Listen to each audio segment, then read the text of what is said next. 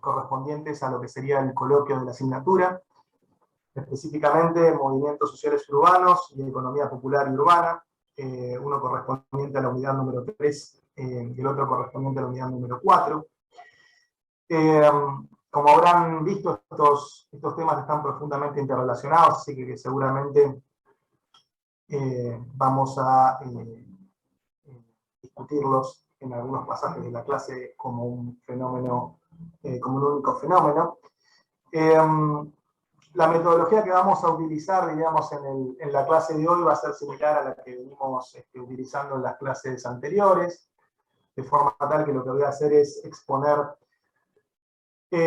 los alcances de cada uno de los temas, haciendo hincapié en lo que considero más relevante, y luego vamos a abrir un espacio para que ustedes realicen preguntas, reflexiones,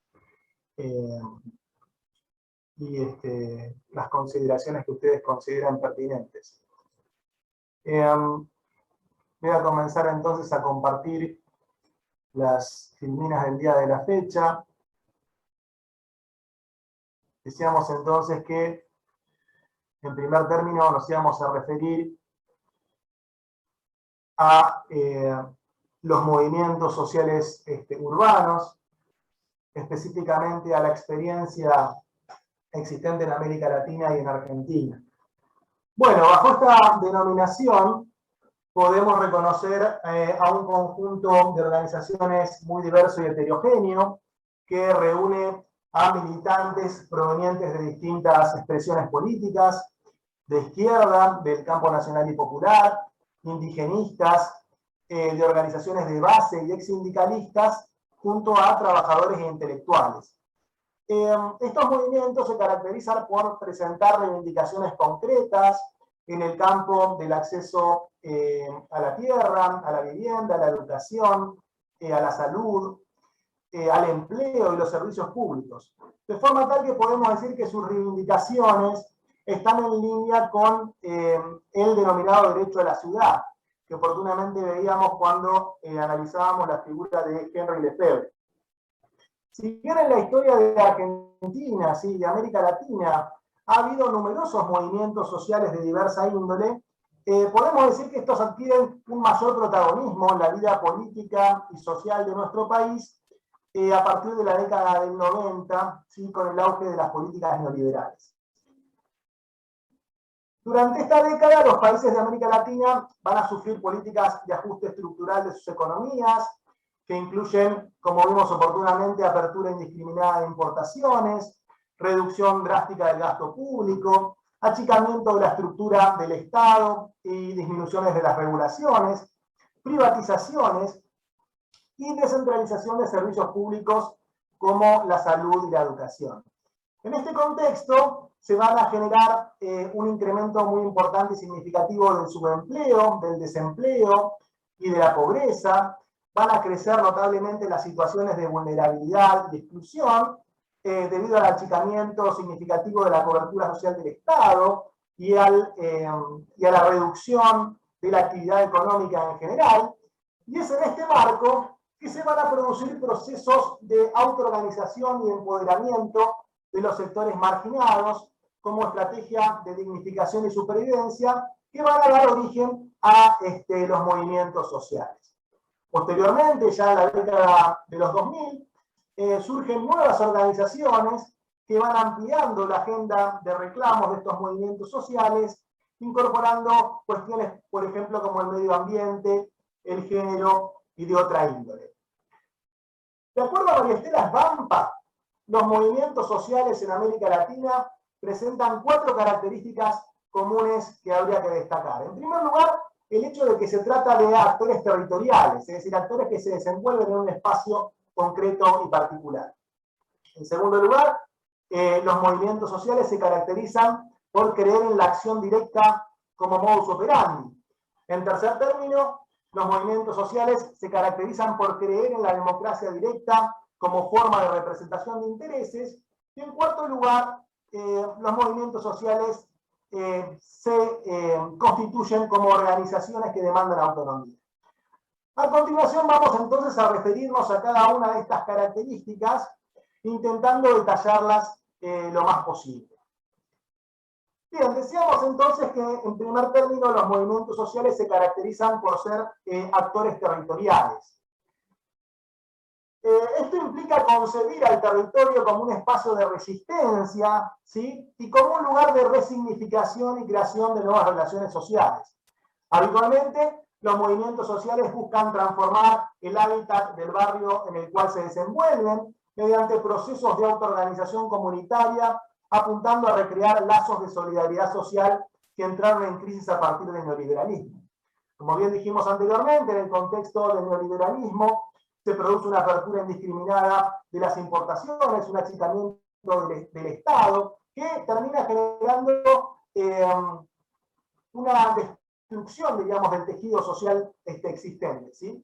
Una fragmentación social, la sociedad se vuelve mucho menos integrada, ¿sí? Y los movimientos sociales buscan de alguna forma reconstruir el tejido social existente en los barrios.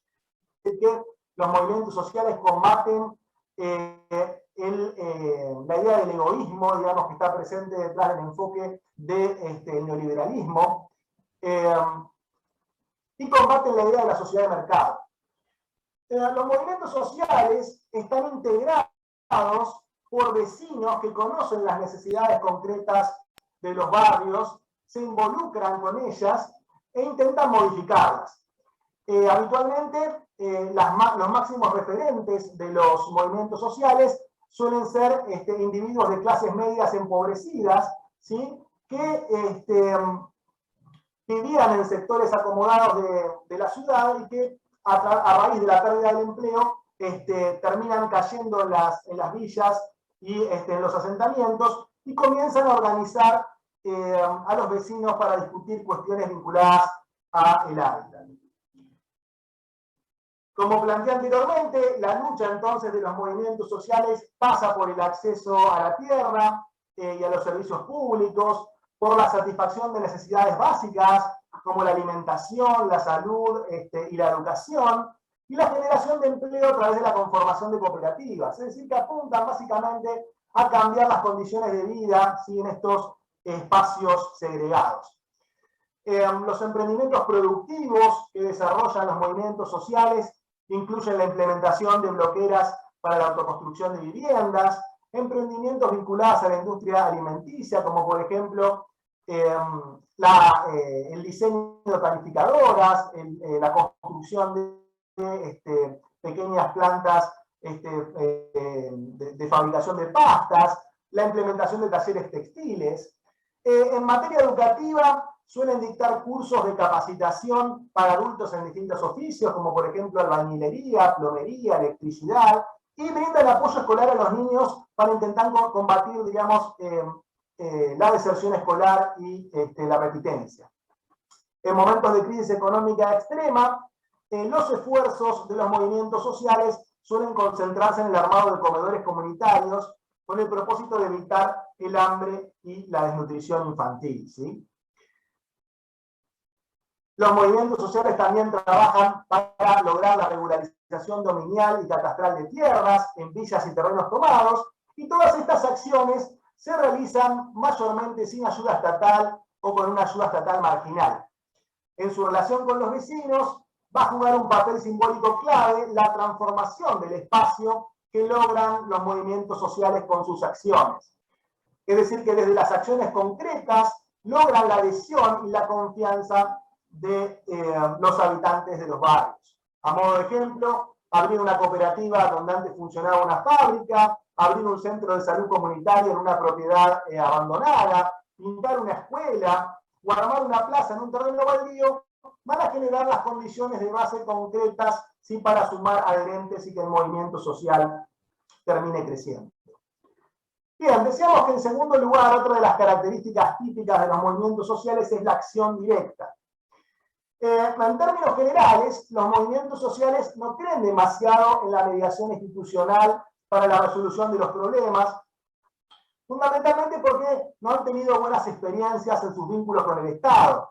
El peso de la burocracia, los intereses partidarios, la falta de recursos públicos típico del proceso de globalización neoliberal, la existencia de una legislación prohibitiva, siempre han significado escollos para que los movimientos sociales puedan alcanzar sus objetivos. Es por ello que en muchas ocasiones van a optar por la acción directa con el propósito de cumplimentar sus metas. El corte de una calle, la toma de un terreno y otras acciones en principio ilegales van a ser una opción de lucha para ellos. Posteriormente, una vez alcanzado el objetivo que pretendían alcanzar, negocian o acuerdan darle un viso de legalidad a su accionar en el caso de que fuese posible. En este sentido, consideran que la urgencia de las necesidades por las que atraviesan las poblaciones excluidas y vulnerables justifican los accionares de esta naturaleza. Resulta importante resaltar que en contextos socioterritoriales en donde el Estado está ausente o en retirada, como ocurre en los barrios segregados, el movimiento social se transforma en la referencia de lo colectivo o de lo comunitario. Es el movimiento social, a través de distintos mecanismos decisorios, quien va a establecer qué se hace o no en términos de mejora del hábitat en el barrio. Esto resulta crucial, ¿sí?, para todos aquellos que van a intervenir, diríamos, en un contexto barrial, ¿sí? Fundamentalmente que son representantes del Estado, o sea que tienen que conocer cuáles son los actores que se están desenvolviendo específicamente en ese terreno. Bien, otra de las características fundamentales de los movimientos sociales es la democracia directa. La gran mayoría de los movimientos sociales creen en la democracia directa como forma de conducir la acción colectiva no institucionalizada. En este sentido, suelen conformar asambleas para la toma de decisiones más importantes y significativas del barrio. Creen que las decisiones que hacen a la calidad de vida de los vecinos deben tomarse desde abajo, es decir, con una amplia participación política. Es por eso que convocan a grandes asambleas para discutir todos los temas que implican la transformación del hábitat del barrio. ¿Sí? La llegada del agua potable, digamos, la implementación de las cloacas, la posibilidad de regularizar los dominios y demás. Por su parte, las estructuras de organización operativa de los movimientos sociales suelen ser flexibles, no jerárquicas y proclives al horizontalismo, porque lo que buscan fundamentalmente es la resolución de problemas concretos de la forma más rápida y expeditiva posible. Y esta tendencia no es tan clara en lo concerniente a la conducción política de los movimientos, a sus esquemas de alianza y de adhesiones, donde las decisiones suelen estar mucho más centralizadas en algunos referentes claves, ¿sí?, que generalmente tienen algún tipo de vinculación con un partido político, ¿sí?, o con un movimiento social de mayor envergadura. Finalmente, la última característica de los movimientos sociales es el hecho de que demandan autonomía, ¿sí? De acuerdo a María Estela Svampa, la demanda de autonomía atraviesa desde los pequeños colectivos culturales que se conforman en los barrios hasta las grandes estructuras territoriales u organizaciones sociales de masa, como pueden ser los movimientos piqueteros. Por demanda de autonomía se entiende, en primer término, no dependencia estricta de los partidos políticos, incluso por más que exista una adhesión a consignas o plataformas impulsadas por ellos. Esto supone cierta libertad organizativa y estratégica para conformar o no frentes de acción conjunta, para participar o no de determinadas convocatorias impulsadas por los partidos políticos. Y en segundo lugar, la autonomía remite a una perspectiva más utópica respecto a cómo se construye poder y contrahegemonías en el contexto de la globalización neoliberal. En los movimientos sociales está presente la idea de que el poder emerge desde las bases, es decir, que el poder se construye con la ciudadanía, con los habitantes de los barrios, y que hay que actuar localmente, ¿sí?, pero pensando en los problemas desde un enfoque global. Por lo que existe desconfianza de las superestructuras partidarias, ¿sí?, porque plantean que los partidos políticos muchas veces bajan línea y no permiten actuar libremente en el contexto de los barrios. En términos de María Estela Svampa, esta perspectiva ha dado origen a un nuevo etos militante, donde importa más la naturaleza de la causa que se defiende que la orientación ideológica de fondo subyacente. En este sentido, importa más ser militante socioambiental, militante por el hábitat o cultural, liberal que marxista, nacional y popular, etc. ¿Sí? De esta forma, uno puede observar numerosas manifestaciones en las cuales convergen movimientos sociales de distinta naturaleza, ¿sí? En pos de un mismo reclamo. Porque lo que importa, como decíamos, es el reclamo en sí mismo y no la orientación ideológica de fondo subyacente. Por su parte, aunque existe un fuerte cuestionamiento a las estructuras partidarias tradicionales, sí existe tendencia al internacionalismo. Y esta tendencia al internacionalismo se da desde el respeto a la diversidad de la tradición política de cada movimiento, porque cada movimiento está integrado por personas que provienen de distintas experiencias políticas, de distintas trayectorias personales y de vida, de distintas identidades culturales, y eso hace que cada movimiento en sí mismo sea excesivamente plural, digamos, y en algunos casos multiétnico y cultural. De acuerdo a Svampa, el factor común que unifica a estos movimientos sociales es un discurso crítico respecto a la globalización neoliberal. Y este discurso crítico reconoce tres elementos comunes. En primer lugar, un cuestionamiento de las nuevas estructuras de dominación surgidas de la transnacionalización del capital, del crecimiento de la finanza nacional, que condiciona de acción política de los estados nacionales. En segundo lugar, el rechazo a la mercantilización creciente de las relaciones sociales que se gestan en el contexto de la globalización neoliberal, que prioriza el egoísmo, el individualismo, el afán de lucro por sobre la solidaridad social, ¿sí? Por sobre la integración social. Y en tercer lugar, la revalorización y la defensa de la diversidad cultural, ¿sí? En contraposición, digamos, a la sociedad de consumo que lo que busca es la uniformidad. En Argentina, los principales movimientos sociales son o han sido los movimientos piqueteros o movimientos de trabajadores desocupados, las asambleas ciudadanas que se gestan allá por el 2001, ¿sí? Y que han servido de ejemplo, digamos, para la conformación de asambleas de distinta índole en distintas partes del país, y los denominados nuevos movimientos sociales, dentro de los que podríamos incluir al feminismo, al movimiento LGBTQ+, y a las organizaciones ambientalistas. Bien, hasta aquí entonces el primer tema de hoy. No sé si pudieran leer el material que les suministré. Es un poco más extenso que esto porque se cita el caso de los movimientos piqueteros, de las asambleas ciudadanas y de los nuevos movimientos sociales.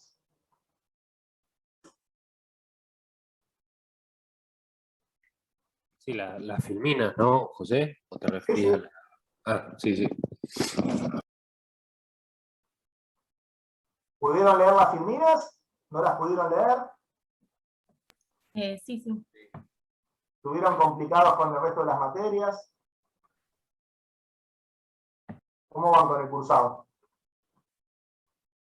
Y esta época es difícil, pero bueno. Va queriendo. Sí, sí, sobreviviendo. Está bien. Bueno, como verán, lo que vemos de movimientos sociales es un pantallazo muy general, apuntando fundamentalmente a las características fundamentales que tienen estos movimientos, pero podríamos ahondar mucho más sobre cada uno de ellos. Pero la idea, digamos, del curso es que ustedes tengan una idea general, digamos, sobre qué son los movimientos sociales, qué tipo de acciones desarrollan en el territorio, porque ustedes como posibles funcionarios públicos, en el caso de que trabajen en un municipio, pueden llegar a encontrarse cuando bajen al territorio con organizaciones que trabajan con la comunidad, ¿no? Entonces tienen que ser capaces de poder conocer cuáles son sus objetivos, sus metas, su ideología y demás. Ya que muchas veces van a tener que trabajar en forma conjunta o mancomunada con ellos, ¿no?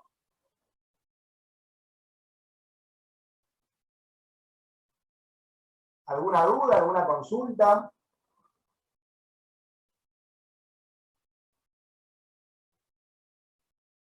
Algo que es importante es intentar asociar, diríamos, los principios que guían este tipo de movimientos con algunos de los planteos teóricos que oportunamente vimos en clase, digamos. ¿Qué autor hablaba de la revalorización de lo comunitario, por ejemplo? ¿Sí? En contraposición a la idea de sociedad, que la sociedad tiende a aislar al individuo en tanto y en cuanto se profundiza la división social del trabajo y ese individuo está alienado en su puesto laboral y desconoce qué es lo que hace el resto de la población. Tiene un texto que se llama Comunidad y Sociedad. Carrión o Borja, no me acuerdo, uno de esos dos. Bueno, Borja es un arquitecto que trabaja el derecho, trabaja la idea de derecho de la ciudad, por ejemplo. Pero bueno, uno de los autores que trabaja la cuestión de la diferenciación entre comunidad y sociedad es Ferdinand Tönnies, ¿sí? Ferdinand Tönnies habla de las diferencias, digamos, entre la comunidad y la sociedad. Dice que en la comunidad las relaciones son más cálidas, son más fraternales, implican lazos de solidaridad social, ¿sí? Mientras que en la sociedad los vínculos son más fríos, están regidos por el derecho, por la norma. Me confundí con lo del espacio público y privado, ¿no?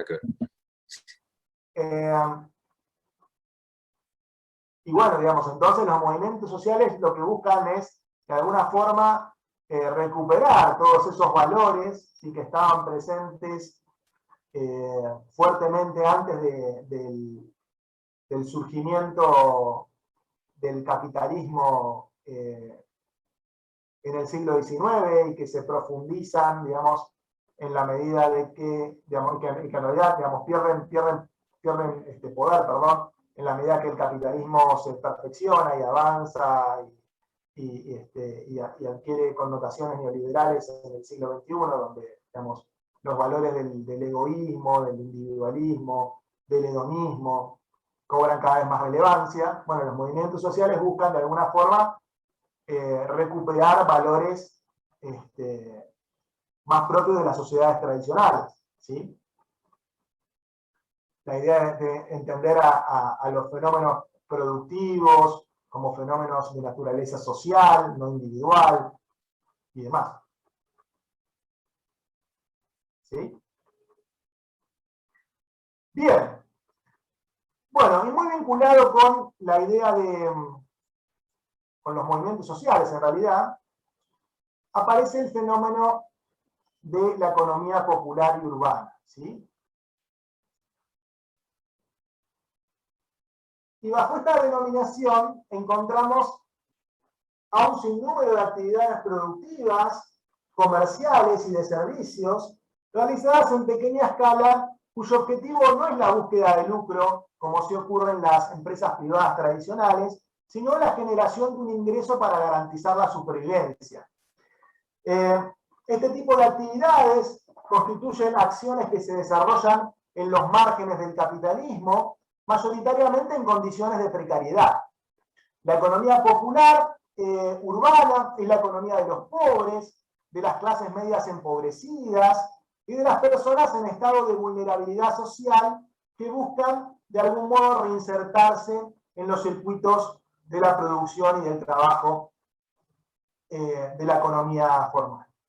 En numerosas ocasiones constituyen actividades orientadas al mercado, pero no con la vocación de maximizar ganancias, sino con el propósito de reproducir las condiciones de vida, es decir, con el propósito de alimentar, darle sustento a mi familia.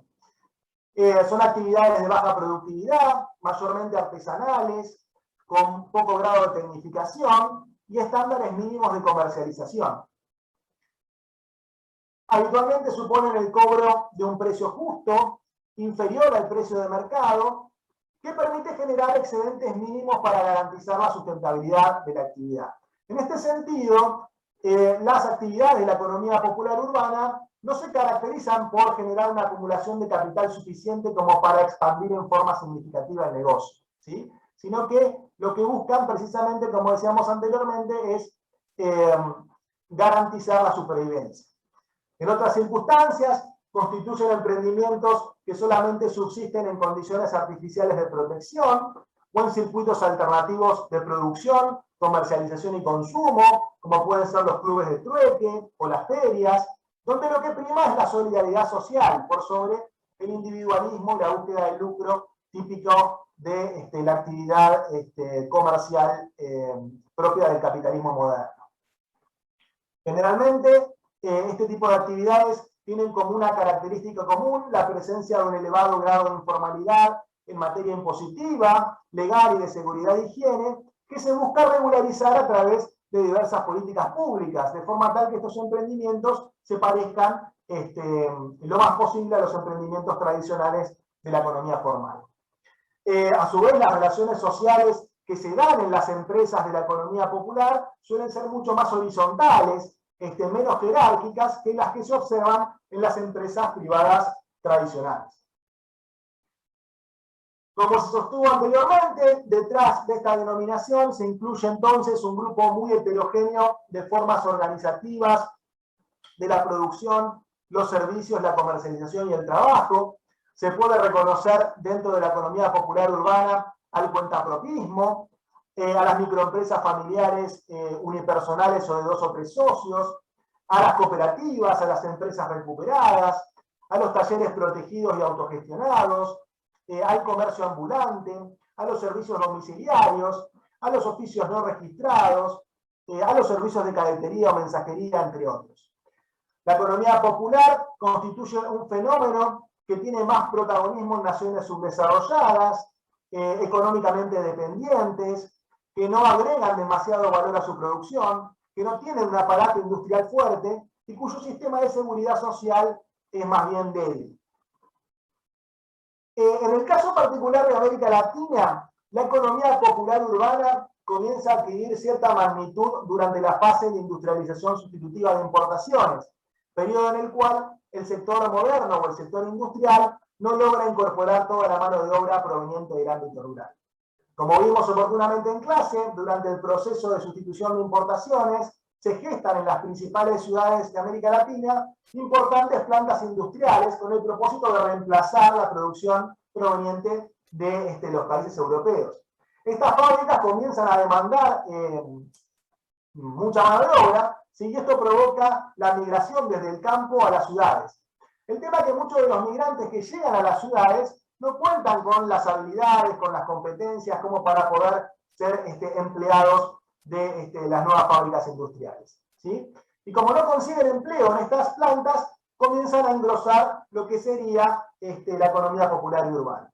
Es así que aparecen en la década del 60 y en los 70 en Buenos Aires los lustrabotas en las calles, los vendedores de café, los vendedores ambulantes, y se va a generalizar también el empleo doméstico, en tanto y en cuanto estos migrantes llegan a las ciudades con sus mujeres que terminan como empleadas en casa de familia. Posteriormente, este fenómeno de la economía popular y urbana va a adquirir un mayor auge en la medida que el neoliberalismo promueve la desindustrialización, las privatizaciones y el achicamiento del Estado, situación que aumenta notablemente el desempleo y el subempleo en las grandes ciudades. De forma tal que los que anteriormente eran empleados industriales, ¿sí?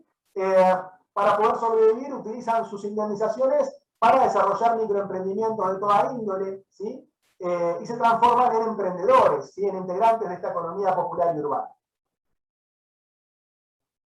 De acuerdo a datos de la CETEP, la Confederación de Trabajadores de la Economía Popular, en el 2017, el 40% de la población económicamente activa de la Argentina integraba la economía popular y urbana, ¿sí? Estos números deben ser aún mayores en el caso de hoy. Esto significa que allá por el 2017 había 4 millones de personas en nuestro país que trabajaban en condiciones de informalidad, ¿sí? O de extrema precariedad, es decir, sin vacaciones pagas, sin aguinaldo, sin obra social, sin aportes jubilatorios de ninguna índole. Este grupo de personas constituye emprendedores por necesidad, ¿sí? Que buscan garantizar su subsistencia y la de su familia. Y entre ellos podríamos reconocer a 910.000 empleadas domésticas, 100.000 cartoneros, 182.000 vendedores ambulantes, 28.000 artesanos, 67.000 motoqueros y 12.000 trabajadores de empresas recuperadas. Muchos de estos representantes de la economía popular son miembros de movimientos sociales urbanos. Se dice que la mayor parte de los movimientos de trabajadores desocupados, también conocidos como piqueteros, desarrollan emprendimientos que se desenvuelven en el marco de lo que se conoce como la economía popular y urbana. Bueno, bien, ¿alguna duda respecto a la idea o la noción de la economía, de lo que es economía popular y urbana? Básicamente es la economía informal, ¿sí? La economía que se da fuera de los marcos legales habituales y que garantizan, que apuntan básicamente a garantizar la supervivencia del individuo que desarrolla el emprendimiento y de su familia. Hoy en día se ha generalizado muchísimo, fundamentalmente a partir de la pandemia, ¿no? que ha provocado el quiebre de numerosos emprendimientos productivos, y la gente, para poder sobrevivir, desarrolla changas del más diverso tipo, ¿no? Uno puede encontrar, por ejemplo, en redes sociales gente vendiendo tortas, vendiendo cualquier tipo de elemento para la limpieza y demás.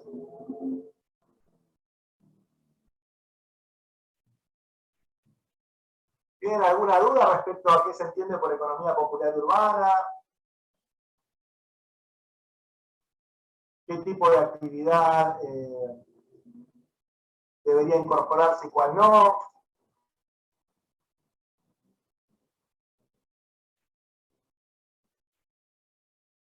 ¿Conocen gente que se desenvuelva en este rubro? ¿Familiares, amigos? ¿Cómo son las condiciones laborales de esta gente en relación a las condiciones laborales de la gente que trabaja en relación de dependencia en la economía formal?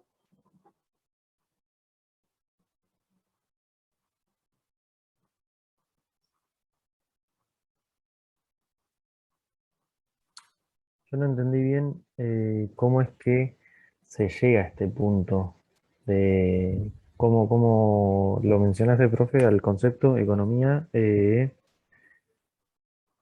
¿Economía cómo? Economía popular y urbana.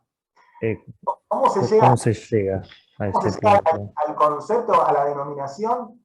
Y en realidad, Sí, digamos, se llega en función de intentar caracterizar un fenómeno que aparece en las economías, fundamentalmente a partir de la vigencia del neoliberalismo, ¿sí? Porque con anterioridad, digamos, durante la vigencia del estado de bienestar y de la economía fordista, prácticamente había pleno empleo de la población, ¿sí? La mayor parte de la población trabajaba, ya sea en el sector privado o en el sector público, pero en condiciones de formalidad. Es decir, trabajaba percibiendo un sueldo, ¿sí? Y teniendo una obra social, teniendo aportes jubilatorios y demás.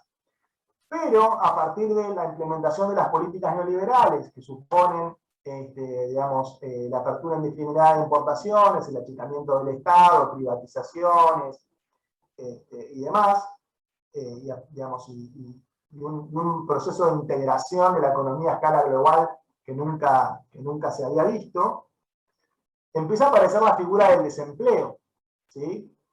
Y los desempleados, en el contexto de una economía neoliberal, donde no hay ni siquiera subsidios para cubrir sus necesidades, tienen que, de alguna forma, rebuscárselas para poder sobrevivir, ¿sí?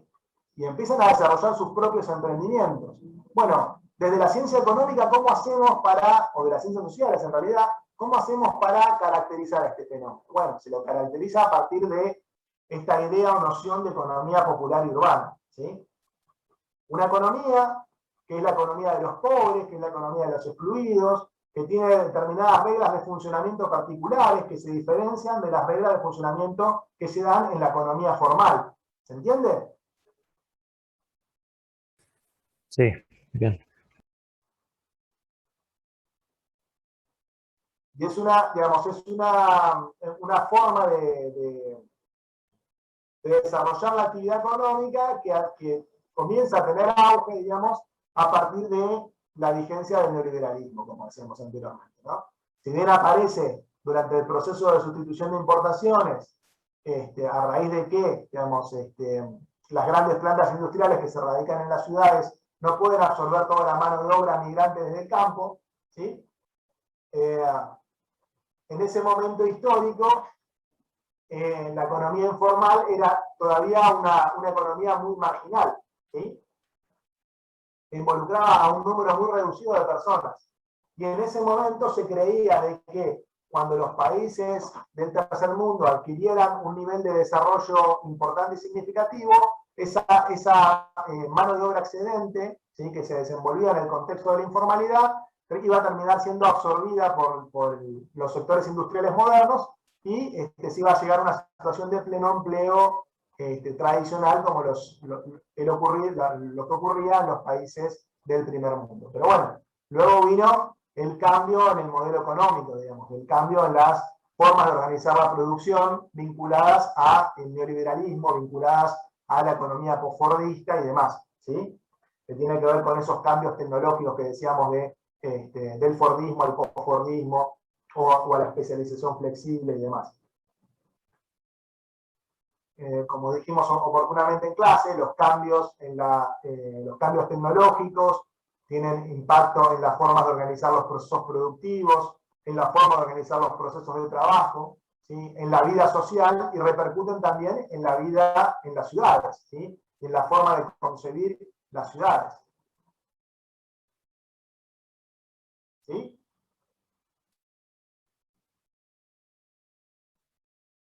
Por eso, digamos, durante el periodo de sustitución de importaciones rige más la planificación y la idea de ciudad compacta, y durante el periodo del posfordismo, digamos, y la especialización flexible y el neoliberalismo rige la idea de ciudad difusa. Digamos, no es casual que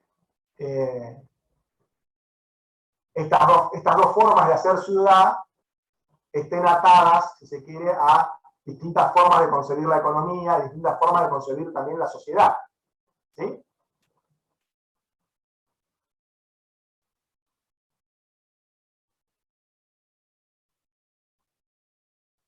¿Se entiende? ¿Cuánto silencio? Bueno. Sí, se entiende. Ahí Belén dice que sí. ¿Me están escuchando bien o me están escuchando muy bajito? No, se escucha perfecto. Bueno. Ahora me interesa que veamos una serie de videos, ¿sí?, para intentar contextualizar un poco lo que estaba exponiendo recién, ¿sí? Porque bueno, muchos de ustedes son jóvenes y de repente quizá no han vivido todo este proceso de cambio que yo les intento transmitir en clase, digamos. Incluso no sé si lo han visto siquiera en el colegio secundario o en algunas materias de la universidad. Con lo cual me interesaba, como bien decía antes, tratar de contextualizar. Bueno, ¿qué pasó en la Argentina para que lleguemos a esta situación? Digamos, como bien decía el compañero, ¿no? Digamos, ¿qué procesos históricos ocurrieron? Digamos, ¿en qué momento aparece el neoliberalismo y cómo es que se da origen a los movimientos sociales, por ejemplo, ¿no? Así que me interesa compartir dos videos, ¿sí? Uno, que es un fragmento de un documental de Pino Solanas, ¿sí?, que se llama La dignidad de los nadies, ¿sí?, que cuenta básicamente cómo es que se produce la crisis del 2001, digamos, en Argentina. Vamos a ver algunos minutos solamente, ¿no? Los que quieran profundizar pueden ver la película por sus propios medios. ¿Cómo es que se produce la crisis del 2001 y los movimientos sociales que emergen en ese contexto, digamos, de crisis del modelo neoliberal? En Argentina podemos decir que el modelo neoliberal arranca allá por digamos, el 75, 76, digamos, con el comienzo de la dictadura militar. Luego hay un intento de reversión, digamos, de ese modelo económico durante el gobierno de Alfonsín, que finalmente, digamos, termina entregando el gobierno en un contexto hiperinflacionario. Luego viene Menem, digamos, que profundiza las políticas implementadas oportunamente por la dictadura, y las políticas económicas neoliberales permanecen durante el gobierno de la Rúa hasta la crisis del 2001, ¿no? Y digamos, en el marco de esas políticas aumenta el desempleo, aumenta la pobreza, aumenta la marginación y la vulnerabilidad social, por la apertura indiscriminada de importaciones, el achicamiento del Estado, las privatizaciones y demás. Toda una serie de políticas de achicamiento del Estado y de reestructuración económica que se dan en un contexto en el cual no existe ninguna red de contención social, digamos, porque los programas sociales se comienzan a implementar en la Argentina recién a partir del año 2002, ¿sí? Cuando ya asume el gobierno de Duhalde, que implementa los famosos planes jefas y jefas de hogar, ¿sí? Pero para eso, ¿sí?, ya la pobreza en Argentina, luego de la devaluación del 2001, había alcanzado el 62% de la población. Sí, digamos, ese número, 62% de la población. Así que imagínense todo lo que fue ese periodo, ¿sí?, fundamentalmente para los sectores más vulnerables de la población, ¿no?, que tenían que sobrevivir en un contexto de una economía que era expulsiva, digamos, expulsada a mano de obra. Así que bueno, vamos a ver ese videíto que muestra un poco el contexto de la crisis del 2001, ¿sí? Si alguien quiere entender más en profundidad, digamos, el proceso neoliberal en la Argentina, puede ver otra película de Pino Solanas que se llama Memorias del Saqueo. ¿Sí? Memorias del Saqueo. Están todas en YouTube, las pueden buscar.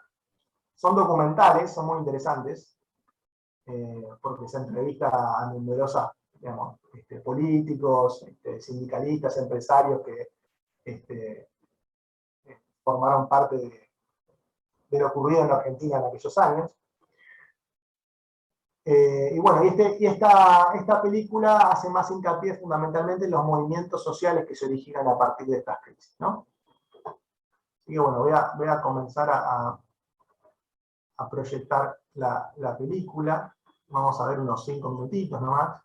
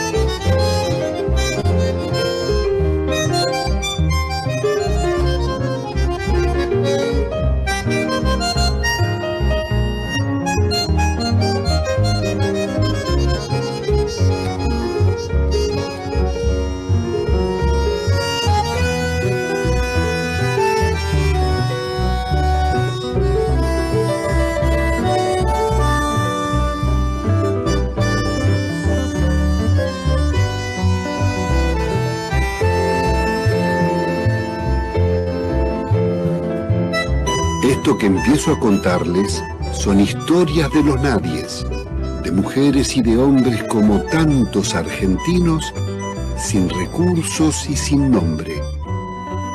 son los que siempre sufrieron despojos y adversidad. Son el pueblo del aguante, que lleva como bandera su coraje y dignidad.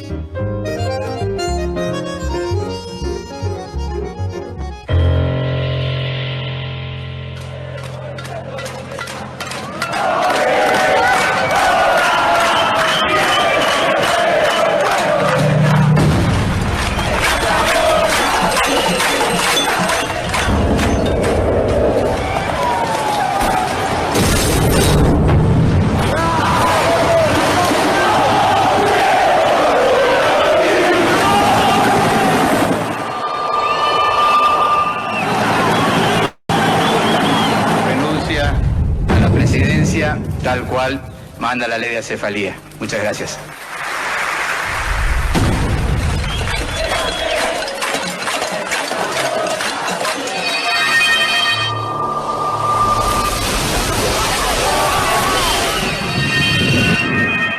Vamos a tomar el toro por las astas.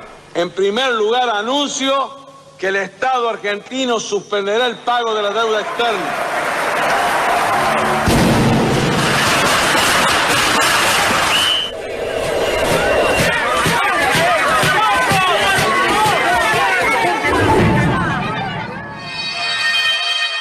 Yo no soy ni siquiera candidato. Es fundamental que el presidente tenga legitimidad popular. Se van a dividir los votos, si bien son todo el partido. Y para que llame elecciones. Tengo otros candidatos inspectores. Queda proclamado presidente de la Nación Argentina, don Eduardo Alberto Duhalde. Si así no lo hiciere, Dios y la nación me lo demandan.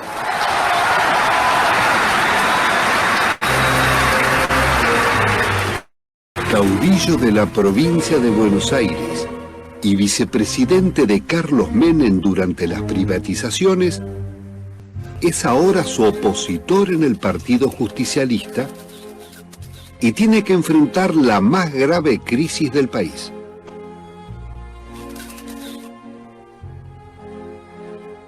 Duhalde deberá dar respuesta a tres grandes dilemas.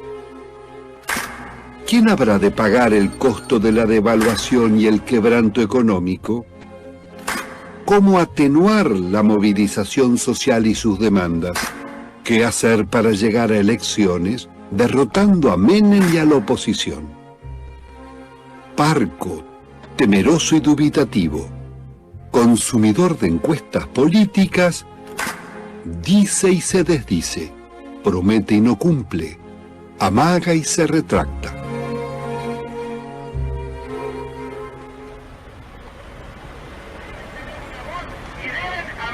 El pueblo sigue en la calle. Ahí están las asambleas vecinales, los confiscados por los bancos, las clases medias empobrecidas, los desocupados de todos los gremios y miles de indigentes desposeídos y humillados.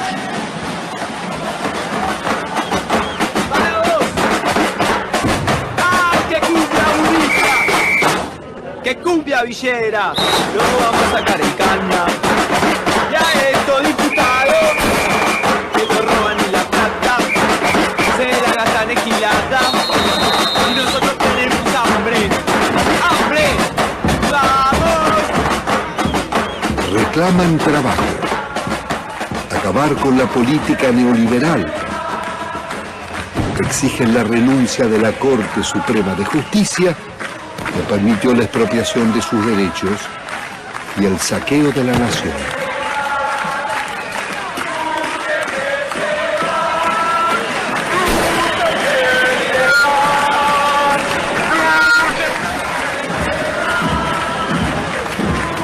El país está en estado de asamblea. Ciudadanos y vecinos se reúnen en las plazas con ánimo de refundar la Argentina.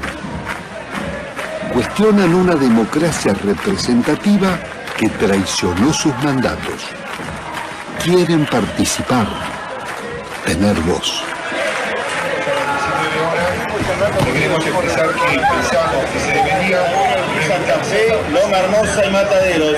Y que las asambleas barriales sean soberanas, que aquí se discutan propuestas, pero que sean votadas previamente en las asambleas de los barrios. Pero subrayando que los trabajadores en lucha, en conflictos, tienen que estar en la tribuna. Para que esta interbarrial comience o tenga una dinámica mucho más progresiva. No tenemos que dejar que nos vuelvan a saquear. Para pagar la deuda que hemos pagado, eso que dice que se vaya la mierda Dualde, que se vayan todos y en eso nos juntamos y dejamos de lado la divergencia. Saben lo que quieren, pero no cómo lograrlo. Han derrumbado un gobierno, pero no están preparados para reemplazarlo. Su extrema desconfianza hacia el sistema de partidos políticos retrasa la construcción de alternativas con nuevas representaciones.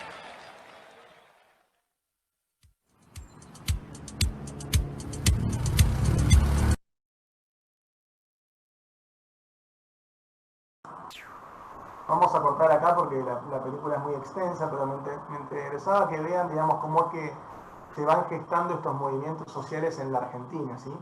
En este caso, las imágenes que veíamos tienen más que ver con la conformación de las asambleas ciudadanas que se gestan en el 2001, ¿sí? Y que serían, digamos, el puntapié inicial de toda una serie de movimientos asamblearios para discutir distintos fenómenos vinculados con el desarrollo económico del país y situaciones ambientales y demás en distintos puntos de la Argentina. Pero bueno, también en el transcurso de este contexto neoliberal emerge la figura de los piqueteros, digamos, ¿no? Que son seguramente el movimiento social más importante y con mayor trascendencia en la Argentina, que se origina allá por entre el 93 y el 95-96, ¿sí? A partir de la privatización de YPF, ¿sí? Que genera una crisis económica muy importante en localidades del interior del país, fundamentalmente en Utralcó, ¿sí? Y en Plaza Winkle, ¿sí? Ciudades que vivían prácticamente de la actividad petrolera de YPF, ¿sí? Que frente al cierre de las plantas de producción de combustible, digamos, y de extracción de petróleo y gas, quedan básicamente a la deriva, digamos, esas ciudades, ¿no? Porque esas plantas empleaban a la mayor parte de la población, y el resto, y a la población que no la empleaba, digamos, de alguna forma vivía también de ella, porque era alguna actividad indirecta, si se quiere, de esa misma actividad. Bueno, en esos lugares aparece la figura de los piqueteros, de los movimientos de trabajadores desocupados. En la medida que la crisis económica, digamos, y las políticas de ajuste se van generalizando, estos movimientos de desocupados comienzan a tener cada vez más preponderancia en distintos puntos del país, ¿sí? Hasta alcanzar, digamos, a tener una importancia significativa en la capital federal. De hecho, hoy en día vemos cotidianamente cómo los movimientos piqueteros, digamos, dominan el escenario político muchas veces, digamos, y los espacios públicos con manifestaciones y demás. Algo que es importante y que vamos a ver es que habitualmente a los movimientos piqueteros se los suele estigmatizar bastante respecto a que se los considera exclusivamente como demandantes de recursos al Estado, digamos, y se los denomina habitualmente los piqueteros como planeros, cuando en realidad, digamos, las demandas y las exigencias del Estado son una de los aspectos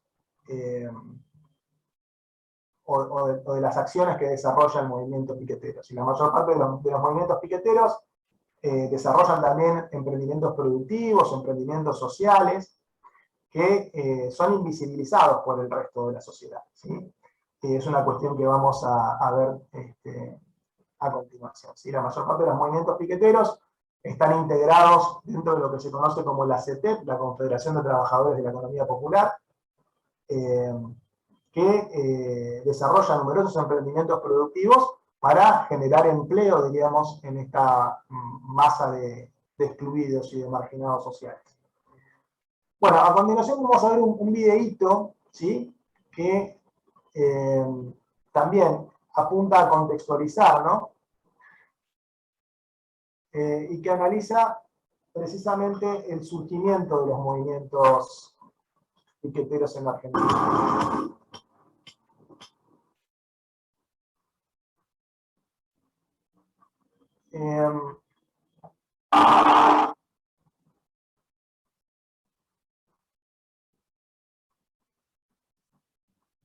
Este videíto muestra cómo es que surgen, digamos, los movimientos piqueteros en estas localidades que les comentaba anteriormente, ¿no? En Cutralcó y Plaza Huil.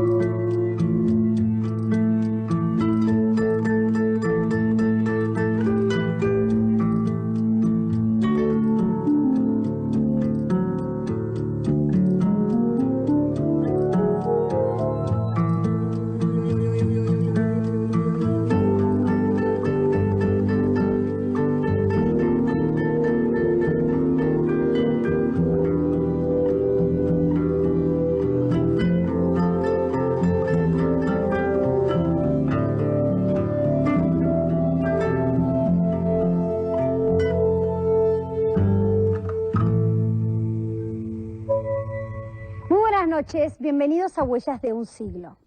Crecieron a la sombra de YPF, supieron lo que fue vivir dignamente de sus salarios y a pesar de los miles de kilómetros que las separan, algo las une.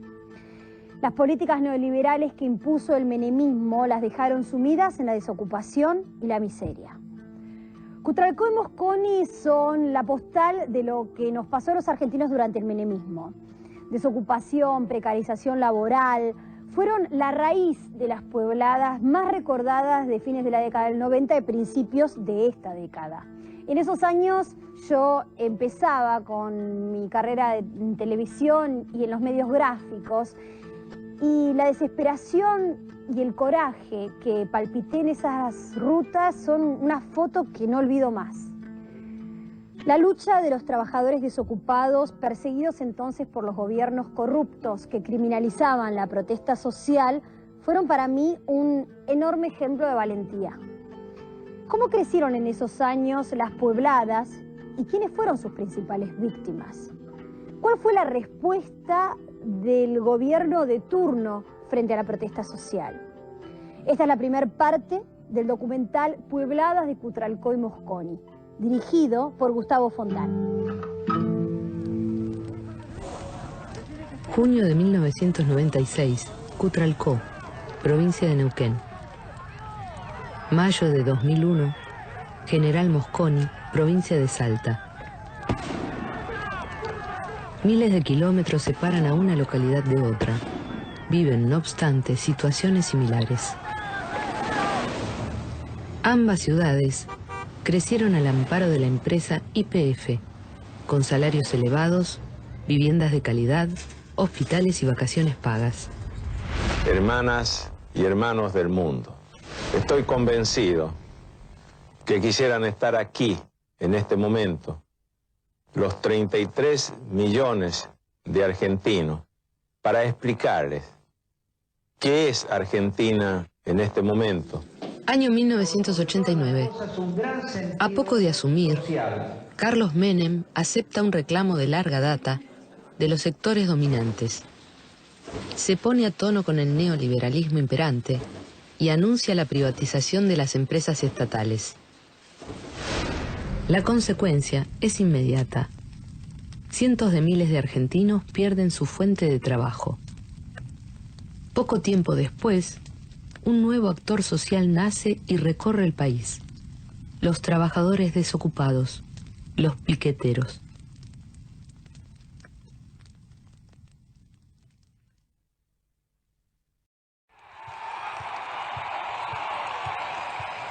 que hace 4 meses juré desempeñarme con lealtad y patriotismo como presidente de todos.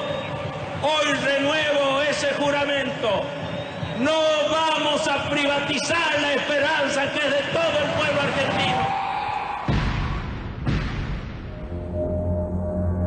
El gobierno menemista está desmontando lo que queda del Estado benefactor que Perón había puesto en marcha.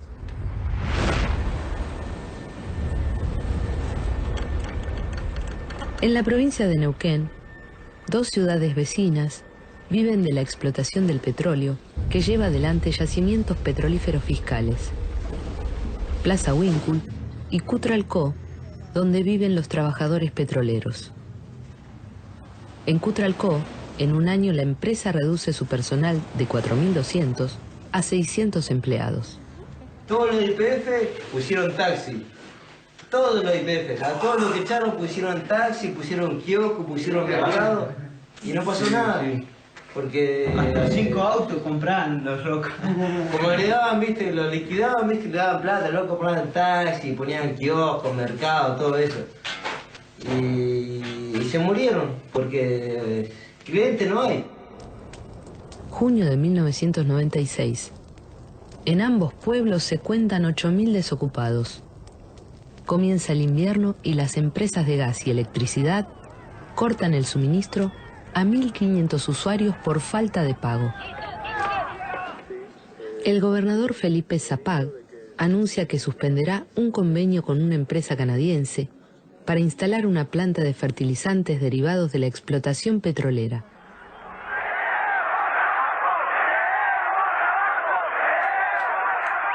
En la mañana del 20 de junio, cientos de vecinos se reúnen sobre la Ruta 22. Estudiantes secundarios y docentes comienzan la protesta en la entrada del barrio 1, donde antes vivían empleados de YPF. Se suman otros pobladores de la zona y la protesta se hace general. Es toda una comunidad que se sabe en peligro de desaparecer. Los manifestantes hacen piquetes en las rutas. Durante 5 días, los accesos a Cutralcó y Plaza Huíncul permanecen cortados. Se obstruye la salida de camiones de la destilería de YPF y se realizan asambleas para decidir el rumbo a seguir. Si el pueblo de Cutralcó dice levantamos, levantamos. Si dice nos quedamos, nos quedamos. Los manifestantes piden la presencia del gobernador Zapag. No hablarán con nadie más. 25 de junio. Llegan al lugar 400 gendarmes para desalojar a los piqueteros de la ruta. Con tanqueta hidrante, gases lacrimógenos y balas de goma, logran atravesar el primer piquete.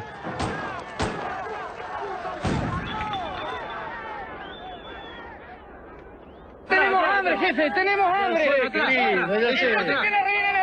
¡Somos 30.000! Una jueza está al frente del operativo. ¿Por qué no alguno de ustedes no busca la manera de acercar a alguien que hable con la jueza?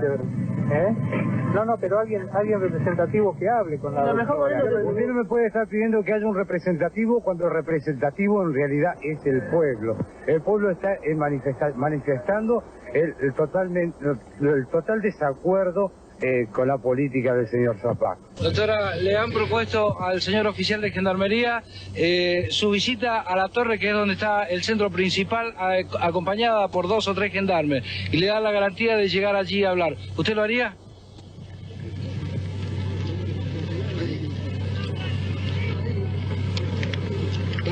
Vamos.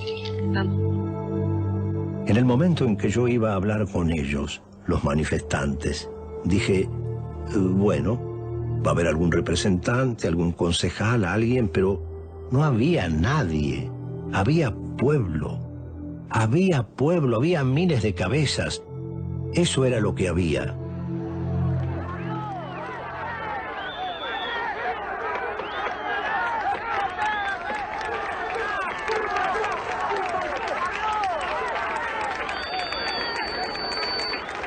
Dado que esto excede a la cuestión delictual que yo he venido a hacer, Me declaro públicamente incompetente.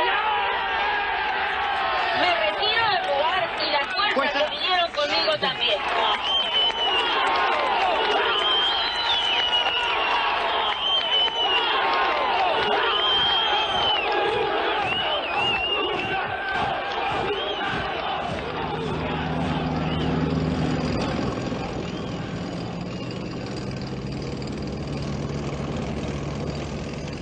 Finalmente, ante la presión social, el gobernador Zapac se traslada a la zona esa misma tarde y llega a un acuerdo con los piqueteros.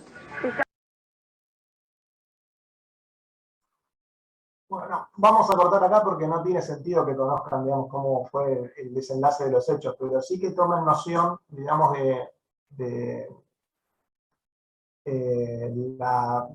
digamos, el origen de los movimientos piqueteros, que no surgieron de un repollo y que no es un fenómeno nuevo, digamos. Sacando cuentas, aparecieron en 1996, estamos en el 2021, hace 25 años que están vigentes, digamos, como movimiento político, económico, social en la Argentina. Y bueno, decíamos que más allá de que se lo suele visibilizar en los grandes medios de comunicación como digamos, un elemento, si se quiere, disruptivo a nivel social, que lo único que busca es generarle molestias al resto de la población porque corta caminos, rutas y calles. Digamos, decíamos que el movimiento piquetero, el movimiento de trabajadores desocupados, es un actor activo de la sociedad y que está involucrado en garantizarle el sustento a numerosas personas que son los excluidos de la sociedad, ¿no? Así que a continuación me interesa que veamos otro videíto que es de un dirigente del movimiento de trabajadores desocupados, que se llama Juan Grabois, que es también referente de la CETEP, la Confederación de Trabajadores de la Economía Popular. Digamos, me interesa que lo vean fundamentalmente en función de la caracterización que hacíamos oportunamente de los movimientos sociales urbanos. Que intenten de alguna forma descubrir, digamos, en su discurso todos esos elementos que nosotros nombrábamos anteriormente que caracterizaban a los movimientos sociales urbanos. Que intenten de alguna forma ver en su discurso la presencia de conceptos vinculados a la territorialidad, a la idea de acción directa, a la idea de democracia directa, y a la idea de autonomía, ¿sí?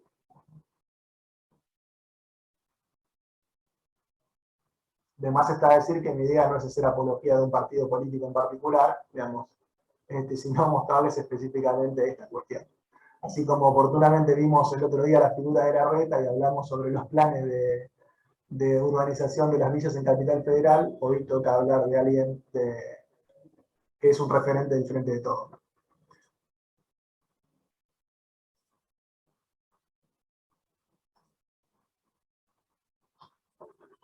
Llamará a una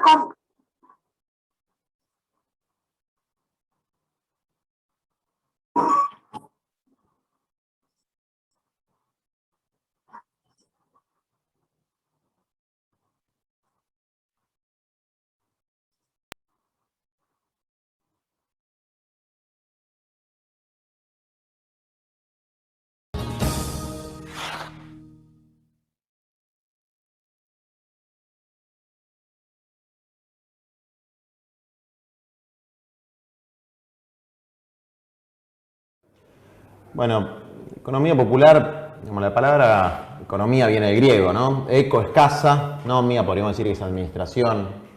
La economía popular es cómo los sectores populares administran su casa común, los recursos que esta cultura del descarte que vivimos en América Latina y en todo el mundo, que es producto de un sistema que pone al dinero en el centro y descarta a los frágiles, a los trabajadores, a la mujer, al hombre, a la naturaleza. Bueno, cómo con esos recursos que quedan al alcance de los sectores excluidos se va construyendo desde la resistencia individual al hambre, a la miseria, se va construyendo unidades productivas para la vida, ¿no? Economía popular abarca actividades de subsistencia que van desde el reciclado de residuos reciclables, en la calle, en los basurales, en las plantas de tratamiento, la agricultura familiar y campesina, la horticultura, las distintas modalidades de trabajo cooperativo, desde las fábricas recuperadas, que en general son empresas que el capital descartó, pero descartó de una manera ilegal, digamos, sin pagar las indemnizaciones a los trabajadores. Entonces los trabajadores en la Argentina recuperaron más de 300 fábricas para sostener los puestos de trabajo. También abarca a los medios comunitarios, radios, revistas, incluso canales de televisión comunitaria. Abarca a los vendedores ambulantes, a los feriantes. Y nosotros hablamos de economía popular. No nos gusta tanto esta idea de la economía social y solidaria porque tiende un poco a embellecer y a idealizar una situación que es producto de la exclusión del sistema capitalista. No es que nuestros compañeros y compañeras, sobre todo en la Argentina, que tiene una cultura de organización y de movimiento obrero, donde el convenio colectivo de trabajo se respeta, el salario mínimo se respeta, los trabajadores tienen cobertura de salud y en general, comparativamente con la región, salarios altos, no es que los compañeros han elegido, han optado por insertarse en cooperativas o en unidades productivas populares, sino que se inventaron su propio trabajo al quedar descartados del mercado laboral formal. Y esto se verifica en toda América Latina y en todo el mundo, digamos, ¿no? El empleo asalariado, estable, remunerado, con patrón, ha dejado de ser la relación social predominante en el capitalismo moderno. Y pensando en los tiempos más cercanos, ¿no? Trazando, en Argentina tuvimos un cambio de gobierno a fines del 2015.